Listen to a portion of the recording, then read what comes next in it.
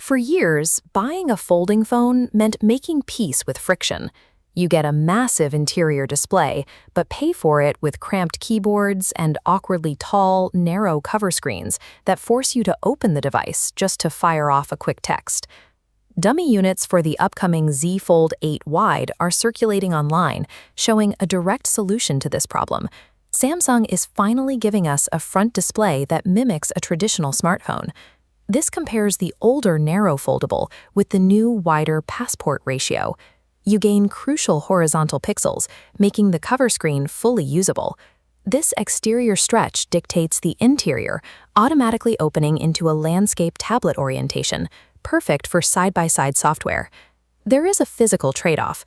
A wider footprint means reaching across the screen with one thumb gets significantly more difficult while you are walking down the street, especially compared to those older narrow models, but the compromise is worth it. This shape correctly prioritizes how we actually use these devices, operating perfectly as a normal phone first and expanding into a tablet second. Even though the form factor is finally dialed in, stepping into the foldable market right now is an exercise in timing and risk. You face three distinct variables: Samsung leading the pack, Google iterating on flawed hardware, and Apple preparing an unproven entry. The stakes here are entirely financial. We are talking about $1,500 flagship devices. At that price, clunky software or a dead battery isn't a quirk, it's a major liability. A foldable purchase is a multi-year bet on an ecosystem. Your decision depends on whose specific set of compromises you will tolerate for the next 3 years. Expanding a screen to tablet size is useless if the operating system doesn't know what to do with the extra room. To justify a foldable, you need software built explicitly for multi-window multitasking.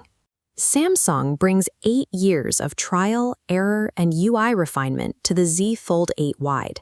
They established this genre, and they have spent thousands of development hours ensuring their software knows exactly how to handle shifting window sizes.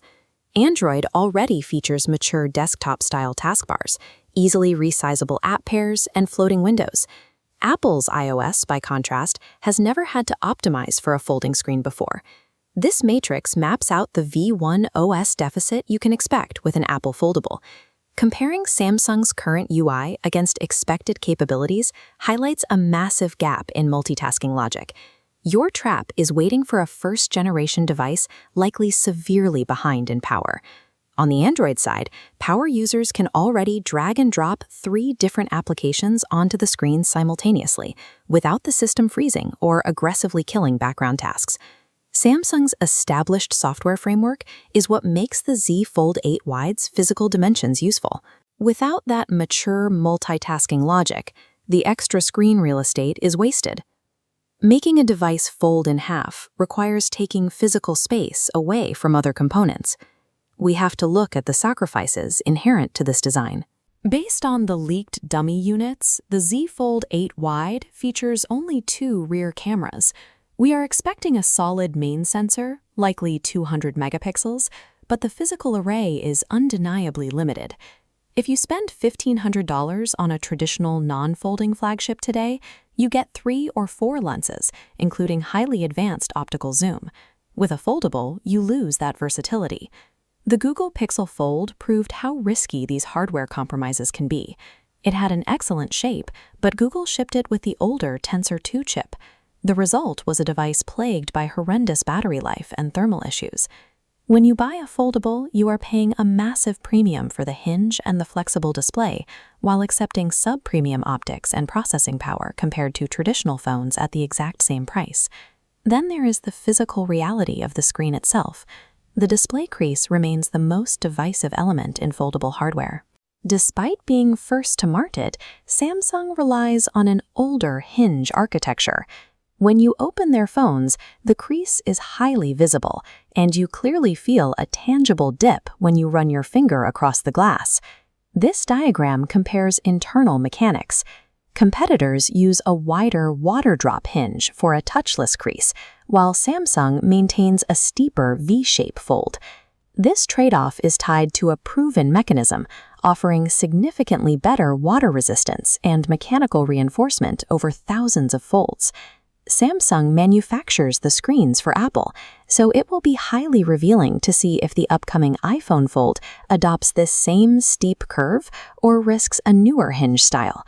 Choosing the Z Fold 8 Wide means accepting a physical line down the center of your screen in exchange for mechanical reliability. At $1,500, the value of the Z Fold 8 Wide depends entirely on how much your daily workflow aligns with its particular set of strengths and trade-offs. This flowchart maps your purchase based on your primary priority as a buyer. Let's look at the three main paths. If you are a productivity optimizer, you need maximum usable screen real estate and multiple apps open simultaneously to get your work done. For you, the recommendation is the Z Fold 8 Wide. The passport shape fixes the cramped cover screen, and Samsung's 8 years of software development gives you the tools to actually use it. If you are an ecosystem loyalist, deeply entrenched in iOS features and Apple integration, your path is different. Wait for the Apple Fold, but go in knowing you will be dealing with a heavily compromised first-generation multitasking interface. Finally, if you are a hardware purist demanding flawless cameras, multi-day battery life, and pristine displays without any physical dips, skip the Z Fold 8 Wide and the Pixel entirely. Buy a traditional flagship. The camera constraints and battery trade-offs on foldables will give you immediate buyer's remorse. The Passport design makes the Z Fold 8 Wide the most practical foldable yet, but extracting its value means understanding exactly which compromises you are willing to live with.